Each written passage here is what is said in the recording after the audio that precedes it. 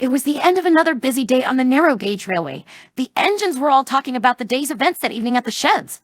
All except for Peter Sam. He was getting ready to take some supplies to the quarry. The winch which brought slate trucks up and down the hillside was in need of repair, and the quarry manager wanted it mended by morning. "Don't forget your lamp, Peter Sam," advised Rusty. "The line will be dark tonight." "Of course, Rusty. I never leave without a lamp when I take night trains. It always keeps me safe." "Still, you best be careful," Scarlet replied. "Unless you want to end up like Proteus, the other engine starred." "Who is Proteus?" "Proteus," began Scarlet, had the brightest lamp around.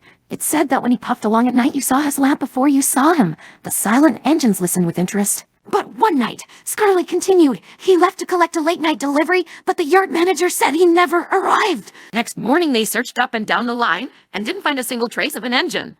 "What happened to him?" gasped Duncan. "No one knows, but many railwaymen say that some nights his lamp shines through the darkness, and if you follow it too far into the fog, you just might not come back." The engines were rather quiet. "What a load of rubbish," Sir Handel. "All the same, be on your guard tonight, Peter Sam," Scarlet said ominously. "Pooh," scoffed Peter Sam, but secretly he was rather nervous. At last, the supplies had been loaded into trucks, and Peter Sam trundled up the line. The fog grew thicker as the night grew darker. Peter Sam's lamp illuminated the line.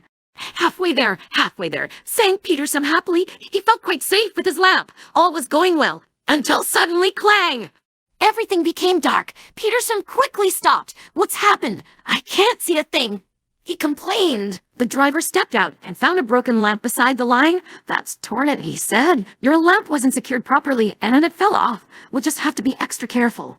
Peter Sam didn't sing now. He was very quiet as he hopped slowly and carefully along. His surroundings looked far more eerie now. The old trees looked like twisted hands sprouting from the ground, and the fog floated just above the rails. As he rounded a bend, he saw a bright light shining in the distance. Peter Sam stopped suddenly. It couldn't be Proteus, could it? Then he felt a rush of wind whisper around his funnel, as if it were alive. Peter Sam was sure it was Proteus. "Maybe whoever is shining that light can help us," said the driver. But Peter Sam was too frightened to move. "Come on, Peter Sam," encouraged the driver. "The winch can't mend itself." "But that's Proteus' lamp, surely. If we follow it too far into the fog, we'll be lost forever." "Don't be daft. It's only a story," chuckled the driver. Peter Sam inched forward, approaching the light little by little. The wind grew stronger and stronger, and there seemed to be a whirring sound. What awaited Peter Sam wasn't a ghost engine, but Harold the helicopter. "Hello there, old chap." "Where'd Harold?" "I'm dropping off medical supplies to the local villages." "Where are you off to this evening?" "Harold, thank goodness you're here," sighed Peter Sam. "I've lost my lamp and need something to light the way to the quarry." "I'll guide you there with my spotlight," Harold offered. And so it was arranged. Harold flew overhead, shining his spotlight down on the track in front of Peter Sam, guiding the way. In no time at all, Peter Sam had delivered the supplies for the winch to the quarry. The workmen finished their work at the incline, and Peter Sam headed for home. When Peter Sam rolled into the shed later that night, Scarlet opened a sleepy eye. "Oh, hello, Peter Sam. Did you see Proteus' lamp?"